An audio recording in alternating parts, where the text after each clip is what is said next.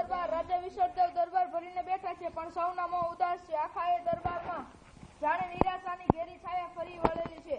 રાજાની સામે રાજ જોશી ટીકણું પહોળું કરીને બેઠા છે. તે આંગળીના વેઢા પર આંકડા માંડે છે. કે જોશીજી, આ વર્ષે વરસાદ નથી શું? મહારાજ, મને થાય છે કે કાળવાણી ઉચ્ચારથી મારી જીભ કેમ કપાઈ જતી નથી. સમજ્યો. હવે બોલવાની જરૂર નથી જોશીજી. અમને ખાવાનું આપો, અમે જીવાડો, અમે મળી જઈએ છીએ. મારી રાકડે રહી ભૂખે મરે છે. હવે તો એક આખા ઝઘડુસાની રહી છે. પ્રધાનજી તેમને તેડી લેવા ખુશ ગયા છે. આજકાલમાં આવી જવા જોઈએ. મહારાજ, કચ્છના ચા સોદાગર શેઠ ઝઘડુસા પધારે છે. પ્રધાનજી પણ સાથે છે. એકદમ એમને અંદર લઈ આવો.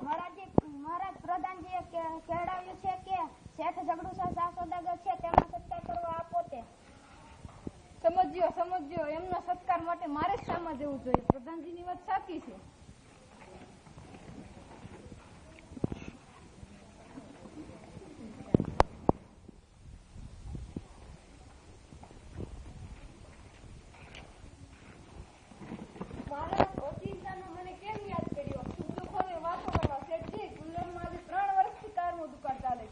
ગુજરાતની કા વાત કરો, આખા હિન્દુસ્તાનમાં આજે દુકાળ છે. સિંધ, મેવાડ, માળવા, કાશી અને ઠેઠ કંધાર સુધી લોકો આજે ભૂખે મરે છે. પાનખરમાં પાંદડા તેમ ખરે છે. વખત એવો બારીક છે કે ભલભલાની લાજ જવાનો વખત છે. સાપખોટના દીકરાના મોંમાંથી બાપ બટકુ રોટલો કાઢી ખાય છે.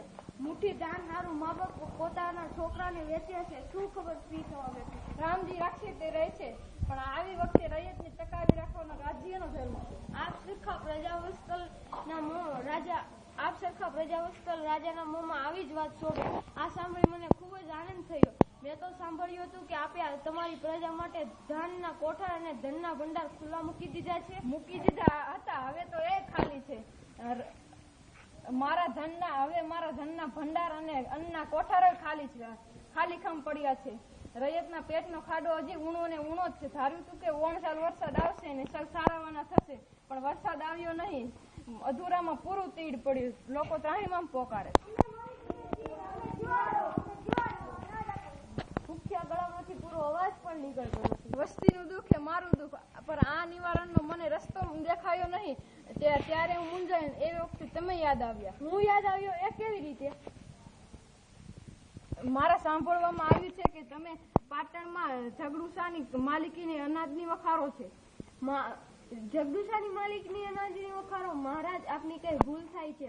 જગદુસાની માલિકની અનાજની વખારો પાટણ કે બીજા કોઈ શહેરમાં છે જ નહીં. તો અમે સાંભળ્યું એ કંઈક સમજફેર થાય છે મહારાજ. કારણ કે એ વખારો મારી ખરી ને? વખાર આપની છે, છતાં આપની માલિકી છે એમ કહેવું છે. વાત એમ છે, એ વખારો મારી એ વિશે મને કઈ શંકા નથી. એ વખારમાંનું અનાજ એ અનાજ મારું નથી. તમારું નથી તો તમે કોને દઈ દીધું? ક્યારે દીધું? કોને દીધું? હું તમને એના મોં માંગે દામ આપો. એ અનાજ મારું નથી, એ નિશ્ચિત છે. મેં કોને દીધું, ક્યારે દીધું એ તમારે જાણવું હોય તો મહારાજ એમ કરો ને કે વખારો ખોલાવી તેની તપાસ કરાવો. કેવી રીતે ખબર પડશે? એમ જ ખબર પડશે. કારણ દરેક વખારોના ભીતપત્ર પર તાંબાપત્રના લેખ જડાવેલો છે.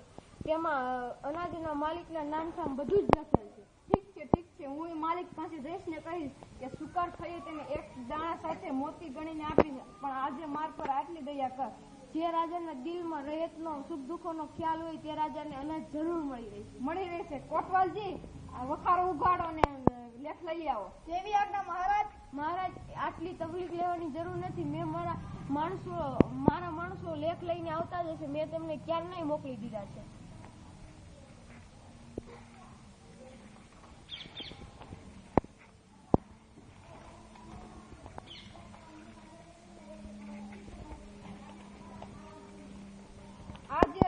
હા મહારાજ, પંડિતજી પાસે બતાવો. પંડિતજી, લો આ લેખ વાંચો.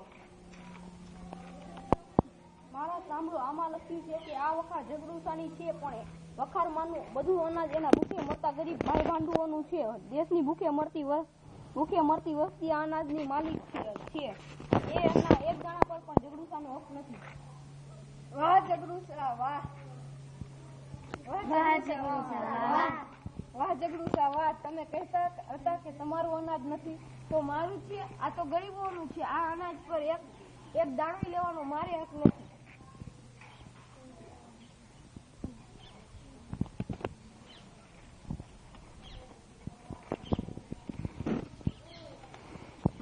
સાંભળો, હવે હું બીજી વખારનો લેખ વાંચું છું. આમાં લખ્યું છે, વખાર ઝઘડુસાની છે, પણ વખારમાંનું બધું અનાજ એના ભૂખે મરતા ગરીબ ભાઈ ભાંડુઓનું છે. દેશની ભૂખે મરતી વસ્તી આ અનાજની માલિક છે. એના એક દાણા પર પણ ઝઘડુસાનો હક નથી. વાહ વાહ વાહ વાહ. વાહ વાહ વાહ વાહ. ઝઘડુસા, તમારી આવી કેટલી વખારો છે ગામમાં?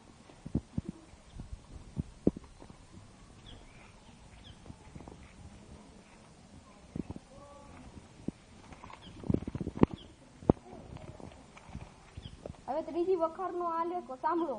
આ વખાર ઝઘડુસાની છે, પણ એના એક દાણા પર પણ ઝઘડુસાનો હક નથી. દેશની ભૂખે મરતી વસ્તી આ અનાજની માલિક છે. વાહ ઝઘડુસા વાહ. તમે કહેતા હતા કે તમારી આવા કેટલી ગામમાં વખારો છે? 40 છે મહારાજ. 40 વખારો? તો મારી પ્રજા જીવી ગઈ ને હું જીવી ગયો.